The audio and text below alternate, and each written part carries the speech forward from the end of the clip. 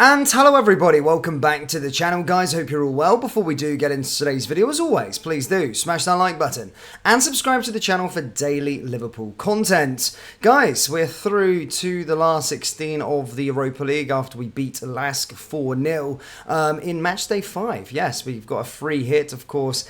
Nothing can change things in matchday 6, which is imperative because we're playing Manchester United on the weekend after, so we can fully concentrate on that game, maybe play some kids. Nothing matters, fully rotate the squad, and as I say, everything's sealed, and we will be taking a place in the final 16 of the Europa League, which is absolutely fantastic. That was the remit, in my opinion. Of course, going into any group that we got, Liverpool should have always been finishing first. I do believe we are the strongest team within that competition, and of course, yeah, getting to the Europa League. The sort of last time we were in the Europa League, it was always round of 32. Then you could have got some Champions League teams mixed in there, but the round of 16 allows us to park it up there. We'll be seeded for that game. We won't have to play any Champions League dropouts, and yeah, we've then got 3 two-legged ties, and then there's a place in the final in Dublin, which I know for the Irish reporters amongst us, I do see the channel demographics, there's a lot of Irish Liverpool fans in there as well, so hopefully that'll be a game that you can sort of pencil in your calendar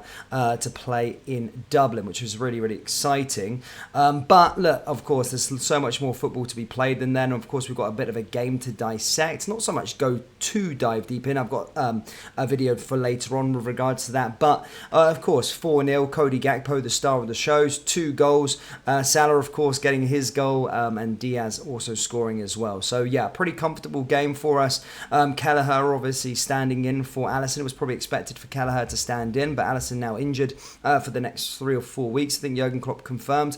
So Kelleher's got a decent run of games now within the Premier League, and hasn't really showcased that quality that he has in recent years so far this season, but that probably comes with not really playing that much. So here's hoping these run of games really sets him up for yeah, some really, really good form, and we're going to need him. He was fairly quiet last night, did make a save on about the hour mark, but apart from that, fairly quiet, really.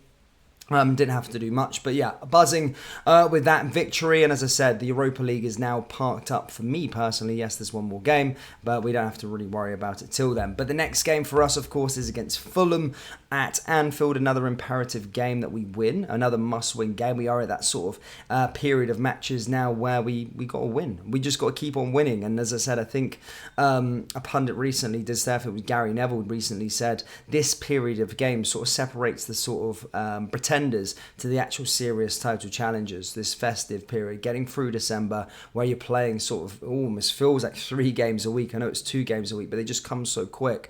So yeah, very, very important. We're in all competitions, and yeah, here's looking to Fulham. However, look, I don't want to distress you too much, guys, but obviously we have picked up a couple of injuries. I just touched upon Alisson Becker. Jurgen Klopp confirmed with regards to him that he would be out for a 3 or 4 weeks, I think it is. But also added to that was Diogo Jota. Now, Diogo Jota, his situation looks to be a bit more serious. And now this is where arises a major, major dilemma that we're going to be obviously diving into in today's video. Now, Jurgen Klopp didn't really give us an actual timeline of when he'll be back and available for us. However, did state that it will be a considerable amount of time longer than Alisson. So if we do the maths and Alisson's back around Christmas time, we're looking at maybe a Diogo Jota getting back for around start of January. Here's hoping that it's not serious. But this is where a major dilemma is sort of starting to emerge. Obviously, we've got other striking options at this moment in time. We've got Salah, we've obviously got Darwin Núñez, we've got Diaz, we've got Gakpo, and that's fair enough. That's really, really good. But going through this sort of festive period, they're going to be stretched a lot. There's going to be a lot of games, and they're going to be taking their toll. Diogo Jota being out is a bit of a blow, but it gets even worse as we start to move in towards January. Now, January 13th, the AFCON starts. Mohamed Salah is going to be going away and representing his nation of Egypt. Now, this poses a serious, serious dilemma for when we get to that area. Now, the thing with Diogo Jota, sometimes an actual time frame looking at his injuries in recent years, he's always kind of been given a date, but then doesn't really come back until a couple of weeks after. Now, the situation is that the players that I just spoke about are going to be playing literally stretched during those period of of matches. And then when Salah goes and we don't have Jota, then there could be a massive, massive dilemma there with regards to our actual players. And here's touching wood that we don't get any more injuries. But it's a situation that we need to get fixed ahead of that game, ahead of Mo Salah going away. It's very, very important because, as I said, Diogo Jota would be key to what we're going to be trying to achieve. I spoke about this festive period. I spoke about January. I've spoke about other players bringing in the workload, doing their bit to help the cause. It's very, very imperative that we don't have a lack of attacking options and lack of goal threats going into that period in January when Mo Salah's gone, and the fact that he's there could pose a huge dilemma for us. Yes, some would say we've got sort of Ben Doku waiting in the wings as well, that he could probably come in and maybe offset some of the workload when we're going into the sort of festive period and going into January. But guys, AFCON starts January 13th, and we do have an FA Cup third round on the January 6th, 7th. Then we could have a final on the February 11th, and he'll be gone for all of those.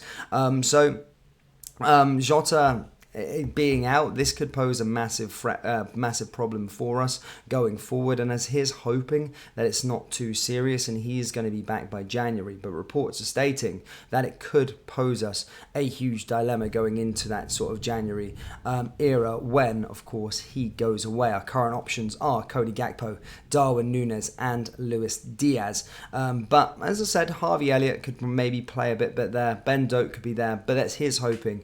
Jota will return in good time to minimise the impact of Salah's absence from the AFCON. As I said, the Reds cannot afford another injury crisis to start the new year, and managing the squad will be paramount in that era. But that's something we're going to trust Jurgen Klopp with, hopefully, especially when we're competing on all fronts as we are. As I said, we've got semi-finals, loads of Premier League games coming up, FA Cup third rounds coming up as well, so it is imperative that we do rotate the squad in a certain way. Now, to finish off today's video, guys, there has been a lot of talk with regards to Thiago. We all know his situation currently. Is currently sidelined, hasn't played or kicked a ball really for Liverpool since April. And it's always a sad one because I always loved Thiago. I think he's a fantastic player. But there has been sort of rumours leading up to his sort of future as we've got to the January transfer window. And I brought you a story that Barcelona were interested in him to bring in as a replacement till the end of the season. However, the Athletic's James Pearce has basically came out and stated that Thiago's exit in January is very unlikely, despite reports stating otherwise. It is expected still, though, that Thiago won't be offered a new contract and will leave in the summer. However, as I said, the James Pearce from The Athletic has stated that, of course, that he probably won't be going in January. So make of that what you will. Liverpool fans, that's all I've really got for you today. Do let me know your thoughts on the sort of situation with regards to Thiago, and let me know your thoughts with regards to the sort of dilemma that could arise in January with our sort of attacking options, especially after this festive period. Do you think we'll cope? Do you think we'll need another addition, maybe a short-term addition come the January transfer window? Let me know down there in the comment section below. That brings us into today's video. As always, please do smash that like button and subscribe to the channel for daily Liverpool content. Thank you, and I'll see you all next time. Take care. Peace.